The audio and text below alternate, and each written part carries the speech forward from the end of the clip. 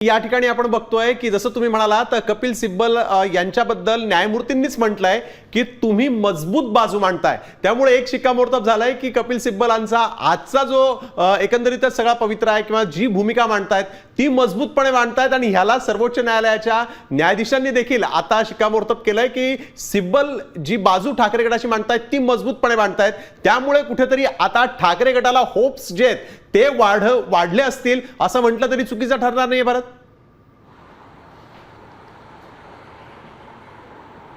नक्कीच स्नेहिल, हाच मुद्दा महत्त्वाचा आहे की ज्या पद्धतीने कपिल सिब्बल यांनी सगळी बाजू मांडल्यानंतर न्यायमूर्ती जयमाला बागची यांनी अत्यंत महत्त्वाचं स्टेटमेंट केलेलं आहे। आम्ही तुमचं म्हणणं ऐकलं, यावर अधिक बारकाईने तपास करण्याची गरज आहे। म्हणजे जे काही तुम्ही मुद्दे मांडलेले आहेत या सगळ्या संदर्भात जे कागदपत्र सादर केलेले आहेत या सगळ्या संदर्भात अधिक बारकाईने तपास करण्याची गरज आहे। पण तुम्ही खूप धारदारपणे जोरदारपणे ही बाजू मांडत आहात, यावरती त्यांनी शिक्कामोर्तब केल्याचं आपल्याला पाहायला मिळतंय। दुसरा मुद्दा, ठाकरेंचा पक्ष आहे ठाकरेंची शिवसेना, त्यांचे होप्स खरं तर गेल्या 4 ज्या सुनावण्या झाल्या त्या 4ही सुनावण्यांच्या माध्यमातून त्यांचे होप्स वाढत असल्याचं एकंदरीत आपल्याला पाहायला मिळत होतं। खरं तर हाच मुद्दा या ठिकाणी महत्त्वाचा आहे। ज्या पद्धतीने 4 सुनावण्यांमध्ये कपिल सिब्बल यांनी युक्तिवाद केला, त्यानंतर आजच्या सुनावणीमध्येही कपिल सिब्बल यांनी जो युक्तिवाद केला, या युक्तिवादानंतर खुद्द न्यायमूर्तींनीच अशा पद्धतीने कपिल सिब्बल यांना तुम्ही जी बाजू मांडताय ती जोरदारपणे अत्यंत मजबूतीने मांडत आहात अशा पद्धतीची टिप्पणी केलेली आहे। परंतु या मुद्द्यावर आम्हाला अधिक स्पष्टता हवी आहे। 2 महत्त्वाचे मुद्दे या ठिकाणी आहेत, त्यांनी कपिल सिब्बल यांचं कौतुक केलेलं आहे। दुसरा महत्त्वाचा मुद्दा या ठिकाणी आहे तो म्हणजे आम्हाला तुम्ही जे मुद्दे मांडलेले आहेत त्याची कागदपत्र त्या सगळ्या संदर्भात बारकाईने तपास करण्याची गरज आहे असा मुद्दा त्यांनी मांडल्याचं आपल्याला पाहायला मिळतंय। आणखी एक महत्त्वाचा मुद्दा आहे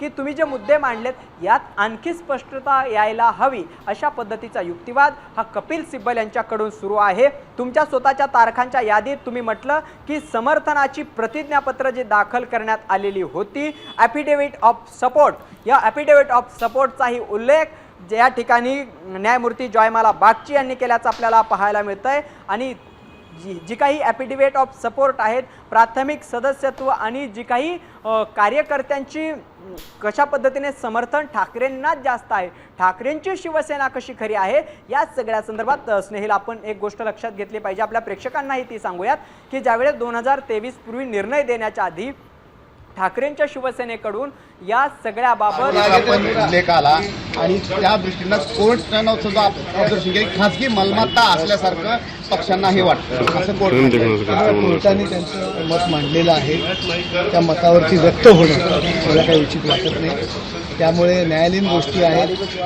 न्यायमूर्ती काय म्हणाले ते योग्य की अयोग्य हे बोलणं योग्य नसतं आणि ते कायदेशीर सुद्धा नाहीये, परंतु कोर्ट या सर्व गोष्टी समजून घेणार। सर एक बार हिंदी में बता देगा आज की मीटिंग को आप आत्ता काहीही बोलणं हे उचित नाही अशा शब्दात यावेळेस नरेश म्हस्के जे शिंदे गटाचे खासदार आहेत त्यांनी या ठिकाणी भूमिका मांडलेली आहे की आत्ता सध्या जे काही युक्तिवाद घडतोय, ज्या घडामोडी घडतायत त्यावर आम्ही आत्ता बोलणं उचित नाहीये अशा संदर्भात चैतन्य त्यांनी यावेळेस माध्यमांशी बोलताना प्रतिक्रिया दिली। आपण बघतोय की नरेश म्हस्केंनी प्रतिक्रिया दिली आणि त्याच पद्धतीने कोर्टात जी सुनावणी सुरू आहे, कपिल सिब्बल जे ठाकरेंच्या वतीने जे बाजू मांडतायत त्यावर कोर्टाने देखील खरं तर एक प्रकारे कौतुक केलं असं आपल्याला म्हणता येईल की कपिल सिब्बल हे योग्य प्रकारे बाजू मांडतायत। मात्र कोर्टाने यापुढे असं म्हटलंय की कपिल सिब्बल आणि त्याचप्रमाणे ठाकरेंच्या शिवसेनेच्या वतीने जी कागदपत्र सादर केलेली आहे त्यावर अधिक बारकाईनं अभ्यास करणं गरजेचं आहे अशा प्रकारचं कोर्टाची टिप्पणी आहे। कोर्टाने अशा प्रकारचं म्हणणं मांडलेलं आहे आणि या बाबतीत आता पुढे जी अधिक युक्तिवाद जो आहे तो कपिल सिब्बल यांच्याकडून देखील केला जातोय। आता कपिल सिब्बल आणि त्याचप्रमाणे ठाकरेंच्या शिवसेनेने जी कागदपत्र कोर्टाच्या पुढे सादर केली आहेत याबाबत कोर्टाकडून अधिक व्यापक पद्धतीने काही अभ्यास पुढे होईलच। आणि आपण पुन्हा एकदा आता भरत यांच्याकडे जाऊयात। भरत, आपण बघतोय की तुम्ही पण उल्लेख केला आहे की कोर्टाने टिप्पणी केली आहे की कागदपत्रांचा अधिक अभ्यास करणं गरजेचं आहे। खरं तर या बाबतीत अधिक पुढे काय होऊ शकतं? कोर्टाकडे ठाकरे गटाकडून जी कागदपत्र सादर केली आहे, निवडणूक आयोगाकडे निश्चितच तीच कागदपत्र असतील, याबाबत पुढे युक्तिवादात काय मुख्य मुद्दे येऊ शकतात किंवा कोर्टाकडून काय टिप्पणी केली जाऊ शकते?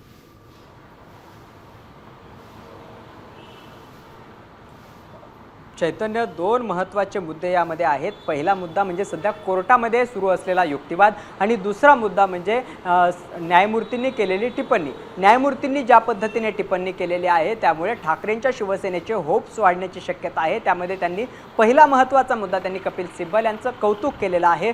दुसरा महत्त्वाचा मुद्दा त्यांनी जे काही कपिल सिब्बल यांनी केलेला युक्तिवाद आहे त्या युक्तिवादाचा बारकाईनं तपास करण्याची गरज आहे. त्या संदर्भातील जी कागदपत्र आहेत ती बारकाईनं तपास करण्याची गरज आहे. या सगळ्या संदर्भात अभ्यास करण्याची गरज आहे असं न्यायमूर्तींनी म्हटलं. नंबर 1. नंबर 2, या ठिकाणी आपल्याला पाहायला मिळतंय की या सगळ्यानंतर कपिल सिब्बल यांनी म्हटलं की घटनापीठ काय म्हणतं ते एका क्षणासाठी बाजूला ठेवूया, आपण परिच्छेद 15 वाचा. विधिमंडळ पक्षामध्ये परिच्छेद 15 बोलत नाही, या संदर्भात त्यांनी मुद्दा उपस्थित केला होता. यानंतर न्यायमूर्ती बागचींनी म्हटलं की तुमच्या स्वतःच्या तारखांच्या यादीत तुम्ही म्हटलं आहे की समर्थनाची ॲफिडेव्हिट ऑफ सपोर्ट जी प्रतिज्ञापत्र दाखल करण्यात आलेली होती त्याचा जो उल्लेख आहे तो न्यायमूर्तींनी केला. त्यावरती कपिल सिब्बल यांनी म्हटलं होय, मी नक्कीच स्वतःच कालपर्वा एका नामांकित न्यायाधीशांना ते सगळं दाखवलेलं आहे. त्यावरती न्यायमूर्ती बागचींनी म्हटलं शिंदे गटाला 11 राज्य प्रभाऱ्यांचा पाठिंबा होता का? राज्य प्रभारी हा पक्षाच्या संरचनेचाच एक भाग असतो, ती शिवसेनेच्या संघटनात्मक रचनेबाहेरची गोष्ट नाही. अशा पद्धतीचा जो काही युक्तिवाद आहे, जी काही टिप्पणी आहे ती न्यायमूर्ती बागची यांनी केलेली आहे. सर्वात महत्त्वाचं म्हणजे जेव्हा आपण राजकीय पक्षाचा विचार करतो तेव्हा आपला संबंध केवळ पदाधिकाऱ्यांशी असतो असं नाही, आपल्याला प्राथमिक सदस्यत्वाचाही विचार करावा लागतो. अशा पद्धतीची टिप्पणी न्यायमूर्ती जयमाला बागची यांनी केलेली आहे. त्यावरती कपिल सिब्बल यांनी म्हटलंय की तुम्ही बरोबर बोलत आहात. न्यायमूर्ती बागची यांनी पुढे असंही म्हटलंय पक्षात एक हायरार्की असते, एक उतरंड असते, त्या उतरंडीमध्ये विधिमंडळ पक्षाच्या सदस्यांचा एक भाग असतो आणि उपसंच सबसेट एक आणखी एक असू शकतो. अशा पद्धतीचे हे 2 मुद्दे आहेत ते या ठिकाणी न्यायमूर्ती जयमाला बागची यांनी मांडलेत. त्यांनी पुढं असंही म्हटलं आहे की विधिमंडळ पक्षात फूट पडली आणि नंतर ती प्राथमिक सदस्यत्वापर्यंत पोहोचली.